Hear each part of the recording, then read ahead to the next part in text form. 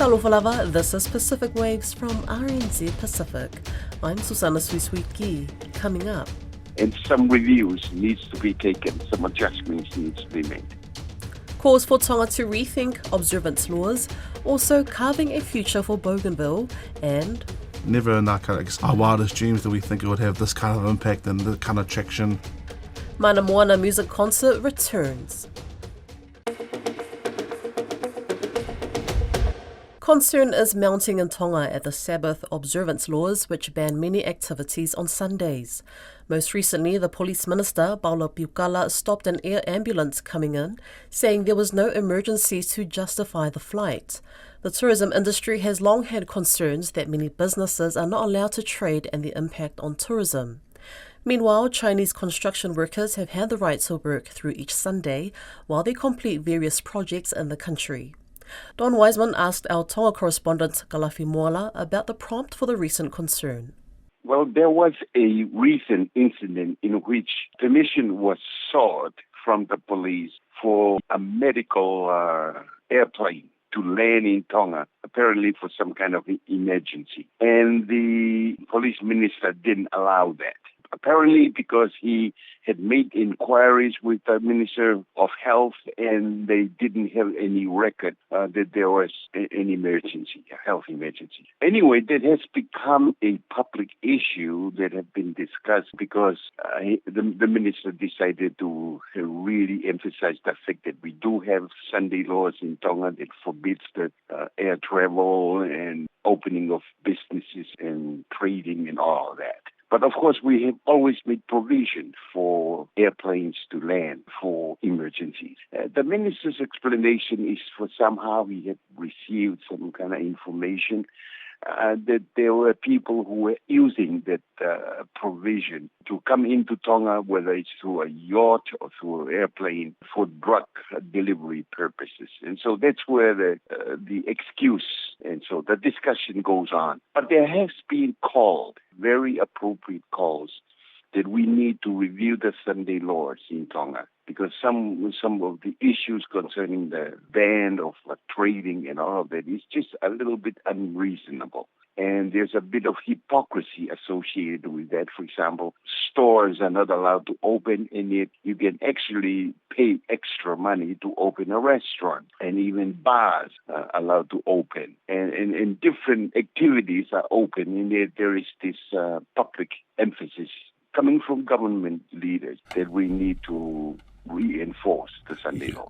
Well, one of the critical things, I guess, is Tonga is trying to encourage its tourism industry, and you need to be trading on a Sunday, don't you, for the tourists, don't you think? Oh, yeah, that's correct. And even the local people are beginning to feel a pinch. You know, they're feeling their freedom is being encroached upon, and there are certain things, you know, that it needs to be allowed, because in their thinking, why would an activity like that break the spirit of the Sunday laws, where people are allowed to go to church and their normal operations of government offices and trading is not allowed? But it's just getting a little bit too far. And you're correct. You can't have planes landing in Tonga with tourists coming in, and on Sunday there's nothing that's open, and they feel kind of lost. They feel they have a day wasted in Tonga. Well, the stopping of the Medivac plane coming in does seem particularly odd, doesn't it? It's coming in presumably for an emergency, even if no one in the hospital seems to know about it. Certainly the police knew about it. Yes, it was an odd situation. There are no detailed explanations given. But then, of course, they point out the fact that there's been a major construction carried out by a Chinese company in Tonga. And they work on Sundays. And they kind of work secretly, apparently, on Sundays. And so there's been kind of like an uproar on that. Why are they allowed to work on Sundays? The question has been, what is breaking the Sabbath law with these guys that are working away? You know, it doesn't disrupt anything going on in Tonga concerning the Sunday. So, but I think this discussion and this dialogue is very important for Tonga, because sooner or later we have got, or at least some lawyers or parliamentarians and the leaders have got to sit down and really take a look at the Sunday laws, and some reviews needs to be taken, some adjustments needs to be made. Bougainville wood carver Joe Dutuona spent April in New Zealand learning a little of this country and introducing local artists to Bougainvillean culture. He was brought to New Zealand as a guest of Volunteer Service Abroad, with the feature event a symposium on Indigenous art in Thames. Joe Dutuona told Don Wiseman about his month here.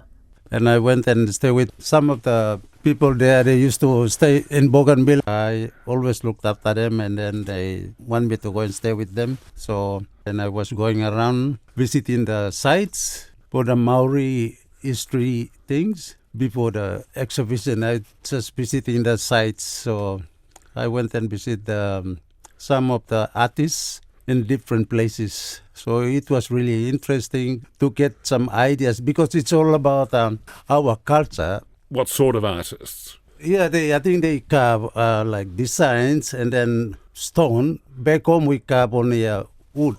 So at the carving symposium itself, how was that? Before I left Bougainville, and then I think before we came, I just get only few scissors with me. I think 5 of them. I can't bring everything because I don't have money to buy excess. So I have to get 5 only to make it lighter. I thought that maybe 5 scissors can do something.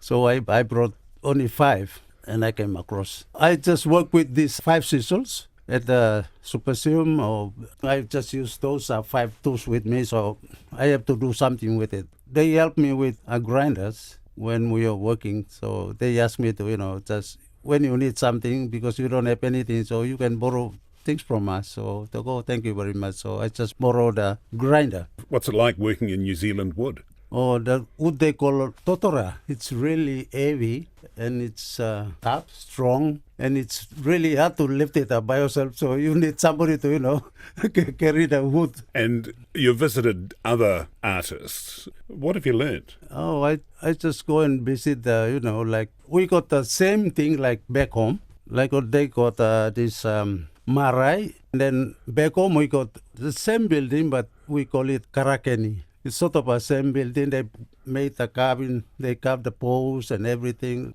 I got an idea from here now, so if I go back home, I can, tell the local people or the clan, because we always go with the clan. Our culture is based on our clans. And then so we have to do these things again because it start to, die out. So we must start and build this thing again. You're from a part of Bougainville that's, it's been at the centre of the upheavals of the last 40 or so years. How's it been for you? Because we are going through this crisis from the mining, so we got a hard time there. So we just try to build something again and just coming up really slowly. Not really fast, but we are coming. I think we're going to come up sometime. Well, I know there's still opposition to a reopening of the Panguna mine, but the government itself is very determined to reopen it and sees this as the solution to the economic issues facing Bougainville. How do you feel about that? It's true about economy, but we got something like it's not only mining. We got everything on our land that we can make money with it. So why talk about mining every day? We got agriculture there. We got everything. You can run the tourism there. It's not all about mining, because mining we're going to destroy our land because we are cultural people and then we are living with our environment. Money is not mining.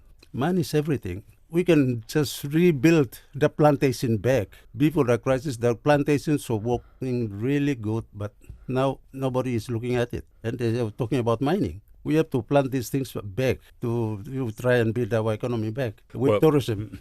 There's a classic example, of course, right at the moment of cocoa and how the price of cocoa shot through the roof last year, and we heard stories of people having so much money they almost couldn't believe it. Yeah, cocoa farmers, I think now they are making a lot of money now. Because of cocoa, you can see a lot of people buying Land Cruisers and all this. What about the political situation? Bougainville is planning independence, and it wants its independence in a little over 2 years' time. How important is that to you? It's all right about independence, and then independence is all about money, how we can make money.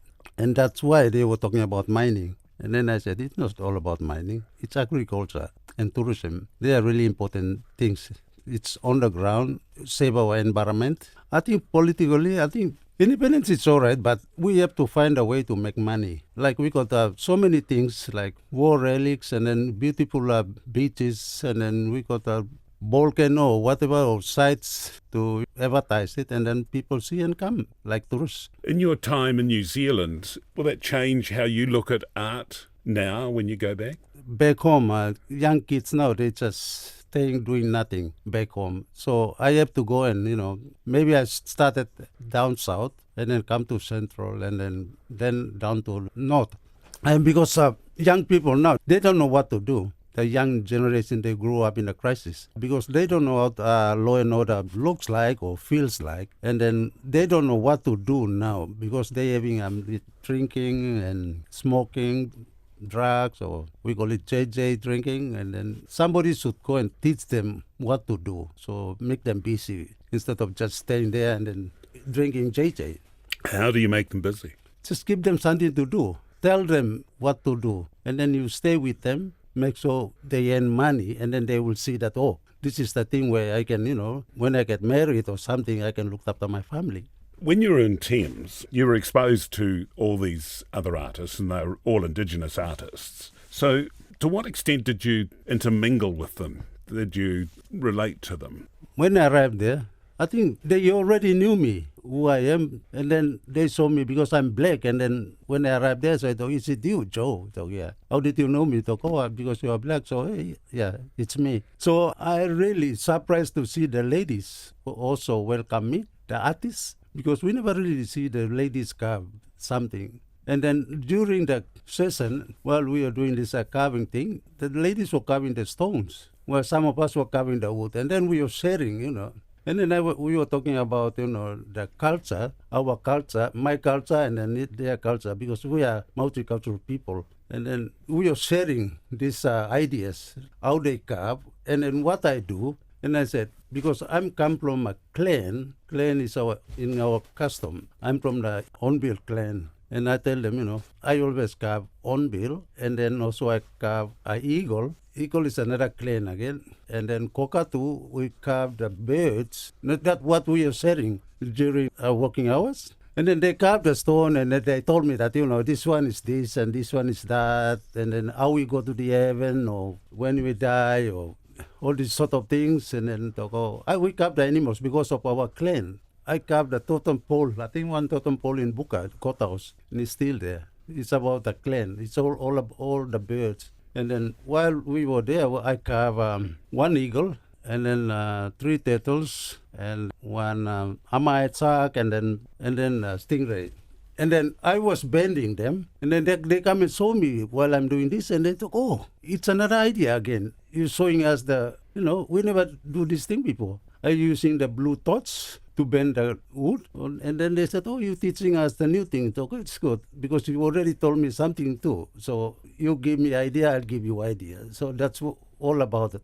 Can you envisage that it would be beneficial to have more and more of this sort of contact? Yeah, I think that I want maybe our government, like New Zealand government or Bougainville government, make us artists, all artists, we can share. And then if we got exhibition in Bougainville, we can get some from New Zealand to go down, and then we can carve there. Or because we never carve the stones, and they can carve the stones, and then because we got so many stones there, I tell them, and then they told me that I think you should bring us there so we can carve. And then I told them we got so many scrap metal from the mining, and then because some of them doing these scrap sculptures, yeah, that's what we say, yeah. Following its packed-out event in 2023 at Auckland's Spark Arena, the musical concert Moana will return on Friday night, promising to take Pasifika Pride to the next level. Moana is a collaboration between Signature Choir and the New Zealand Symphony Orchestra, showcasing traditional and contemporary songs from Samoa, Tonga, Fiji, Cook Islands, Niue and Tokelau. I caught up with Signature Choir Director and Co-Director Helen Tupai and Jadra Tupai to talk about the concert. Talofa lava, Helen and Jad, thank you so much for coming into our RNZ studio to talk about Moana, which is making a comeback this year. But first of all, congratulations on all the success that Moana has gained. Thank you. No. Well deserved. Just looking back, Did you ever think that Mana Moana would take off the way that it has? We definitely had the faith that like we put together something really powerful and really strong, but never in our wildest dreams did we think it would have this kind of impact and the kind of traction on social media and through our communities. And I guess probably the thing we're most proud of too was just like the intergenerational part where you saw like elderly getting up and dance, and then you saw little kids getting up and dance, and then kind of all the generations in between. I think that's one of the things that we're most proud of. But definitely everything that's come with the Mana Moana journey since we've been on it has been just a blessing, and super grateful, and obviously long it may continue, but we're working really hard to put on another awesome show for our people. Absolutely. Yeah, no, we just thought that we did a good work that night. For the first show, you were at the first show, thought, oh yeah, everybody's happy, that's cool. And then we went to sleep, and then the next day, just turning off your dead phones and just the phone, and I think that's the impact of social media too. Yeah. So we're really grateful to everybody that were taking videos, and that was to help spread the love of Mana Moana to everywhere. Yeah. So. I was at that first concert and I came away with literal chills because, I don't know, there's something about hearing Pasifika songs on stage alongside the orchestra. Yeah. And for me, it struck a emotional chord. What is it about our songs that has that emotional pull on people, not only with Pasifika people, but for everybody here in Aotearoa? But our people are awesome storytellers, so the songs that we sing depict like historical events through the love and kind of all sorts of kind of themes. And I guess you add our kind of tonality with our voices and stuff, and then there's like 80 of us, that just like is awesome in itself. And then you add the palette of the orchestra, and those two things, they're familiar to people, and then when you combine them, it's like, man, I've never heard of this before, but it's also kind of familiar at the same time too. Absolutely. So we think it's that, like, to be honest, we don't really have a perfect answer for what the impact is, but like just hearing you say that you got chills is like so fulfilling for us. I think and like you said, just carrying on from the storyteller thing, we're orators. Like everything was, when we tell our stories, when we tell our genealogy, when we tell our history, it's through storytelling. And I think we're really big on let's bring these words to life, let's bring it in the voices. This is a love song. Let's make it a love song, just the way we do it. But then, and our help with Thomas Goss, who orchestrated and wrote all the orchestration for the music for the orchestra, we gave him the scope. We said, this is actually a love song, so can you play with the instruments? And he did actually that, brought the music to life, and then with our dramatic singing, and I think with also the harmonies that we created, the clashes and the tensions of the harmonics, I think that's probably what we wanted to do, really get into the emotion. But that's who we are as people. We're all of heart, so we wanted to bring the heart in the music. And you just saying that, I just like, oh, I'm going to cry. No, I would say that Mana Moana has an impact in our mainstream culture here in Aotearoa. You see it in the film Tina. Yeah. Would you agree? And have you watched the movie? No, the movie's awesome. We know some people that were part of the production as well, and that was awesome. I don't know if we impacted it, but it definitely resonated with us. Just the themes of kind of overcoming struggles, and then using our stories, our voices as a way to kind of bind us all together. Whether you're Pacific or whether you're from that communities that don't have Pacific people, just the power of music and the power of love and all of that stuff. I can resonate with us too. So Tina is an awesome movie, and watched it 3 times. Yeah. And just honestly, just probably it's like God's timing, that's come out, and then off the back of that we can kind of adjacent to it as well with the choral stuff as well, but then different again in terms of an experience. So yeah, if you've watched Tina, come and watch it in real life. Like you said, we're storytellers and we have a lot of hearts in this film, but not to ramble too much about the movie. I want to bring it back to Mana Moana. How are preparations coming along for the second concert? They're really ramping up, and so I think for I don't know if it's a well-known fact, but in terms of the Mana Moana kaupapa, for us, wherever we can take it, whether it's outside of Wellington, overseas, wherever it may be, we want to include a local contingent. So for Mana Moana here in Auckland, we have an Auckland-based choir as well of about 40ish too. So and then 50 of us coming from Wellington, kind of combining those two groups on performance week is quite logistically challenging. But everyone's just honestly just really excited excited. Like we've added, some new stuff to our previous set that we're pretty confident that's gonna bangers. raise the roof. Yeah, bangers is probably the way to. That's the word that we use. Yeah. We're just excited and hoping. I think if anything was next to come after Sydney, is to take it back home. Take our songs back home, and they know our songs, but to have the luxury of listening to an orchestra live would be something, a gift that we could give back to our people. Yeah. That's Pacific Waves for today. For all episodes, head over to rnz.co.nz/Pacific. We're also on Spotify, Apple and iHeartRadio. From myself and the RNZ Pacific team, tō whā sui fua.